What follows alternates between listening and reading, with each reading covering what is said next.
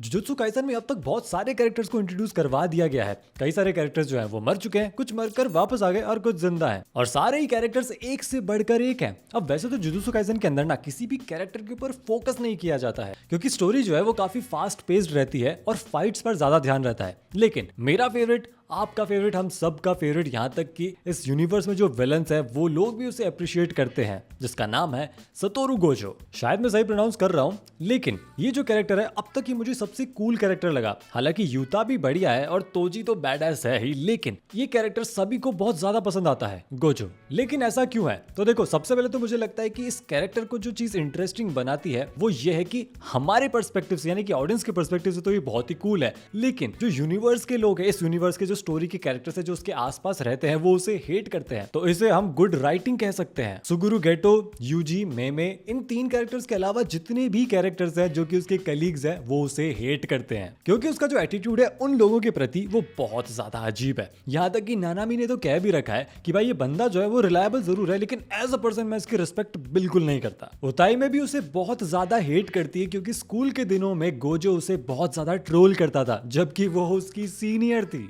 अब हेट करने का रीजन क्या है? तो मुझे लगता है कि जो गोजो है उसे लोगों की नब्ज पकड़ना बहुत ज्यादा अच्छा लगता है, यानी कि सच बोलकर उन्हें हर्ट करना या फिर उन्हें परेशान करना इन जनरल। वो जब हमें पहली बार स्क्रीन पर दिखाई दिया था तब उसने मेगुमी की पिक्चर्स क्लिक करी थी, क्योंकि मेगुमी उस समय इंजर्ड था, और इसलिए करी थी ताकि वो बाकी के स्कूल के लोगों को ये पिक्चर दिखा सके और मेगुमी को इंसल्ट कर सके।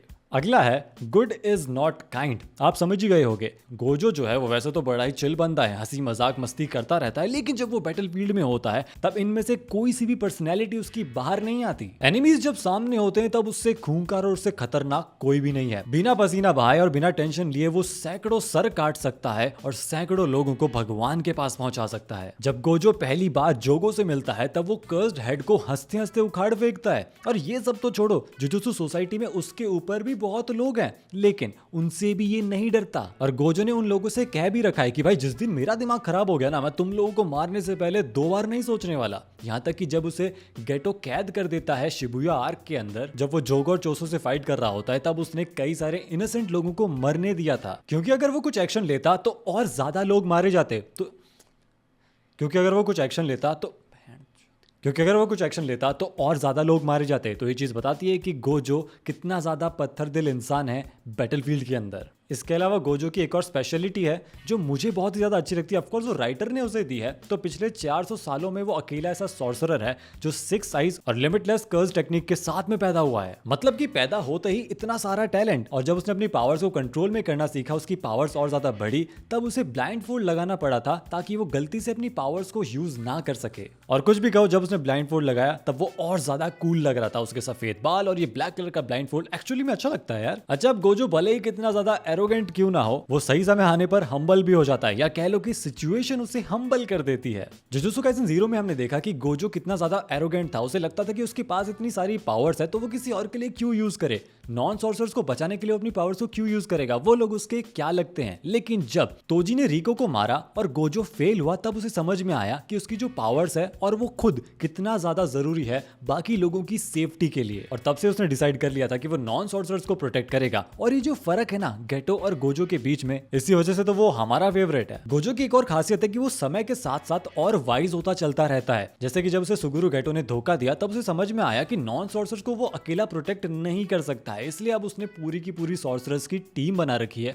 और वो उन्हें ट्रेन भी करता है। अच्छा, अब ये तो बात हो गई कि कैसे ग्रेट पावर्स के साथ में ग्रेट रिस्पॉन्सिबिलिटी आती है, लेकिन मजा तो तब आया था जब उसने इन्हीं पावर्स की वजह से अपना आपा खो दिया था। ग्रेट पावर्स के साथ में उसका दिमाग खराब हो जाता है। जुजुत्सु काइसन 0 में जब तोजी उसे ऑलमोस्ट मार ही देता है, तब वो रिवर्स कर्स टेक्निक का यूज करके खुद को हील कर लेता है। और जब वो दोबारा लड़ने आता है तोजी से, तो भाई साहब उसके हाल कुछ और ही थे। ऐसा लग रहा था उस समय कि गोजो जो है वो दुनियादारी से ऊपर उठ चुका है और कुछ तो उसके स्क्रूज भी ढीले हो चुके हैं। और इसके बाद में जो वन साइडेड फाइट हुई थी ना, वो मेरी फेवरेट है। और तब हमें गोजो की एक्चुअल पावर्स के बारे में पता चला था। तो अब बात करते हैं गोजो के उस आग की, जिस आग की वजह से हम उससे इमोशनली कनेक्टेड फील करते हैं, इमोशनली रिलेटेड फील करते हैं। वो कैरेक्टर आग जिसमें गेटो गोजो को धोखा दे देता है और उनके बीच में लड़ाई होती है। तो देखो, ये दोनों दोस्त तो थे और बिल्कुल इसी तरह से हमने भी स्कूल में कई सारे फ्रेंड्स बनाए थे और ये बहुत ज्यादा रिलेटेबल था। लेकिन गेटो और गोजो के गोल्स में बहुत ज्यादा फर्क था। गेटो धीरे धीरे इविल बनता जा रहा था और यहीं से उनका रिलेशनशिप एक ट्रैजिक टर्न लेता है। जब यूटा गेटो को ऑलमोस्ट जान से मार चुका होता है और उसे पूरी तरह से खत्म करता है